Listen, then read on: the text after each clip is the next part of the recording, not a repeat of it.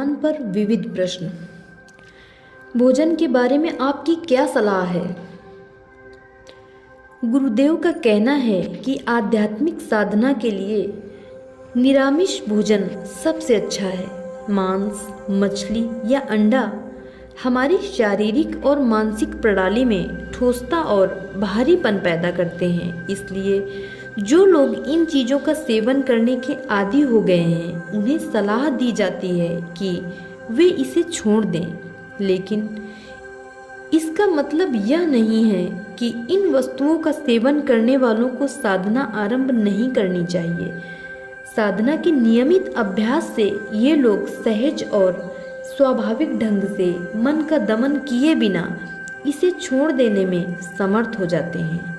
गुरुदेव का कहना है कि शराब हमारे भीतर एक अत्यंत स्थूल प्रकार का नशा पैदा करती है, जबकि आध्यात्मिक साधना द्वारा हम अपने भीतर अत्यंत सूक्ष्म प्रकार की दिव्य मादकता उत्पन्न करने का प्रयास करते हैं। इसलिए साधना के प्रति गंभीर लोगों को चाहिए कि वे अपनी इच्छा शक्ति के द्वारा अपनी इच्छा शक्ति को और अधिक बढ़ाने के लिए गुरुदेव से पूरे मन से प्रार्थना करते हुए स्वयं को इस प्रकार की आसक्तियों से दूर रखें। नेक्स्ट क्वेश्चन है, क्या अभ्यासी के लिए ब्रह्मचर्य आवश्यक है? मालिक कहते हैं, विवाहित अभ्यासियों से स्वाभाविक गृहस्थ की भूमिका में रहने की आशा की जाती है। इस साधना के नियमित अभ्यास से मनुष्य की सभी शक्तियाँ और उसके सारे कार्य सामान्य हो जाते हैं और जीवन के सभी क्षेत्रों में संयमन और संतुलन आ जाता है। फिर भी अविवाहित और विवाहित दोनों प्रकार के अभ्यासियों को यह जान लेना चाहिए कि किसी भी प्रकार की अनैतिकता उनके आध्यात्मिक विकास में बाधक होगी। इसलिए विचार और कर्म की पवित्रता हर हालत में बनाए रखने की कोशिश करनी चाहिए। नेक्स्ट क्वेश्चन, क्या बीमारी की हालत में ध्यान किया जा सकता है? गुरुदेव का कहना है कि अगर आपकी हालत ऐसी नहीं है कि आप बैठकर ध्यान कर सकें, तो आपके लिए ध्यान करना आवश्यक नहीं है। नेक्स्ट क्वेश्चन, यात्रा में ध्यान कैसे करें? मालिक कहते हैं, इसमें तो कोई समस्या नहीं है।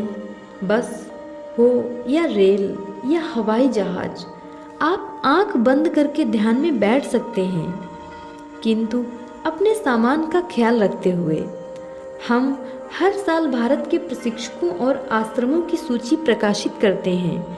यात्रा में आपको उसकी एक प्रति अपने साथ रखनी चाहिए, जिससे आप उनसे संपर्क स्थापित कर सकें और व्यक्तिगत सीटिंग लेकर तथा वहां होने वाले सत्संग में शामिल होकर अपनी शामों और छुट्टियों को सफल बना सकें। नेक्स्ट क्वेश्चन, मान लीजिए कि मैं रात की ड्यूटी पर हूँ, मैं सूर्योदय से पहले ध्यान कैसे कर सकता हूँ? गुरुदेव कहते हैं, आप ध्यान के लिए दिन में कोई सुविधाजनक समय तय कर सकते हैं। यह बात उन बहनों पर भी लागू होती है जो सुबह के समय व्यस्त रहती हैं। वस्तुतः साधना के बाह्य पक्ष के संबंध में कोई कठोर नियम नहीं है। महत्व की बात केवल इतनी है कि नियमित रूप से साधना की जाए। स्थान और समय का कोई बंधन नहीं है।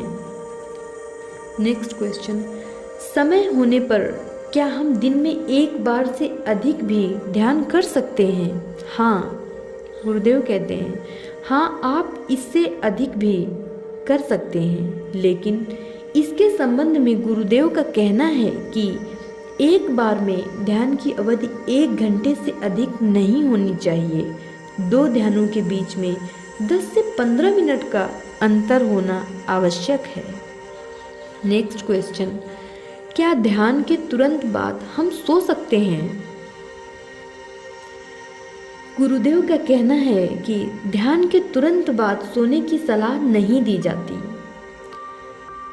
नींद एक स्थूल अवस्था है जिससे ध्यान में प्राप्त सूक्ष्मता का प्रभाव नष्ट हो जाता है। अगर आप सुबह जल्दी ध्यान करके सो जाते हैं तो आपसे अपेक्षा की जाती है कि उठने पर आप फिर से ध्यान करें।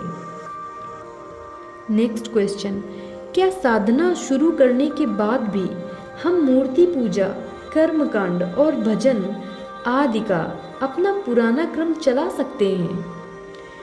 इस संबंध में गुरुदेव का स्पष्ट मत है कि इसकी कोई आवश्यकता नहीं है।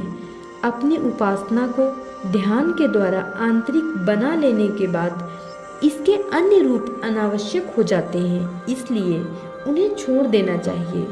फिर इसमें एक बात यह भी है कि पद्धति की प्रभावशीलता देखने के लिए आवश्यक है कि आप किसी अन्य साधना को इसके साथ मिलाए बिना कम से कम 3 महीने तक इसका अभ्यास करें।